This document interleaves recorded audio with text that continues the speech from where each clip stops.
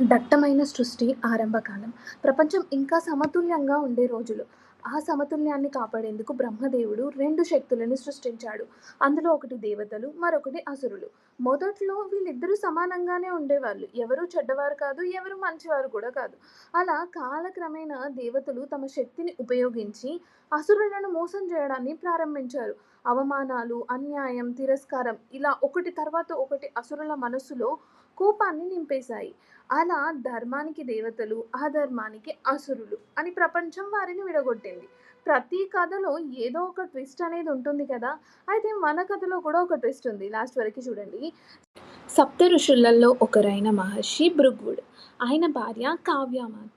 ఈ దంపతులకి ఒక బాలుడు జన్మించారు. ఆ బాలుడి పేరే ఉసానుడు.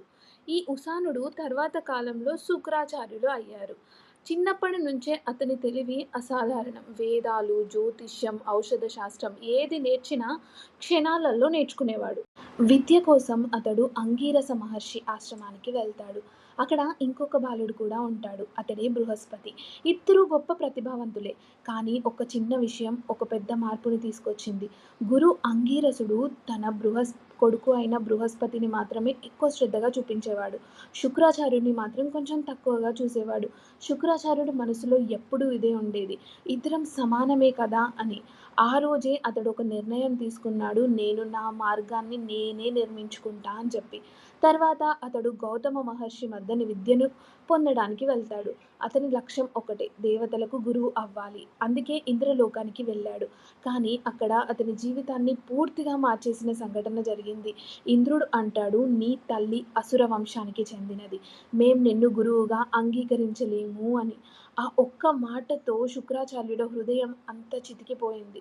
ఆ రోజే ఒక ఋషి దేవతల శత్రువులుగా మారిపోయాడు. అతడు నేరుగా అసురుల వద్దకి వెళ్తాడు. అసురులు అతన్ని గౌరవిస్తారు. అతనికి కావలసిన గౌరవం చేస్తారు. అప్పుడు శుక్రాచార్యుడు ఒక ప్రమాణం చేస్తాడు. నా జ్ఞానం ఈ దేవతలను కూల్చుతుంది. నా జ్ఞానం ఈ దేవతల పతనానికే కారణమవుతుంది అని చెప్పేసి అతని మార్గదర్శకత్వంలో అసురులుగా మారిపోయారు. బలిచక్రవర్తి, హిరణ్యకశిపుడు, ప్రహ్లాదుడు ఇలాంటి మహావీరులు తయారయ్యారు. దేవతలు కూడా భయపడే స్థాయికి చేరుకున్నాడు. కానీ సమస్య ఉంది. దేవతలు యుద్ధంలోనే చనిపోయినా మళ్ళీ బ్రతికేవారు. ఎందుకంటే వారి దగ్గర అమృతం అనేది ఉంది. కానీ అసురులు చనిపోతే అంతే. ఇది చూసి శుక్రాచార్యులు ఒక నిర్ణయం తీసుకున్నాడు. నేను మృత్యువుని జయిస్తాను అని చెప్పి. అతను వేల సంవత్సరాలు తపస్సు చేస్తాడు. తలక్రిందులుగా వేలాడుతారు. అగ్ని పొగను పీలుస్తాడు. ఇంద్రుడు కూడా భయపడ్డాడు. చివరికి శివుడు ప్రత్యక్షమవుతాడు. శుక్రాచార్యుడు కోరిన వరం చనిపోయిన వారిని బ్రతికించే శక్తి. శివుడు ఇచ్చేస్తాడు. కానీ హెచ్చరిక, దుర్వినియోగం మాత్రం చెయ్యకు అని చెప్పేసి. ఇప్పుడు అసురులు కూడా చనిపోయినా తిరిగి బ్రతికేవారు.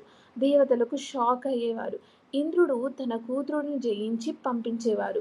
కానీ ఈసారి ఆమె శత్రువుగా కాదు, ఆమె సేవతో శుక్రాచార్యుల మనసు గెలుచుకుంది. చివరికి ఆమె ఆయన భార్య అయిపోయింది. బృహస్పతి తన కుమారుడు కచురునిని పంపిస్తాడు సంజీవని విద్య నేర్చుకోవడం కోసం.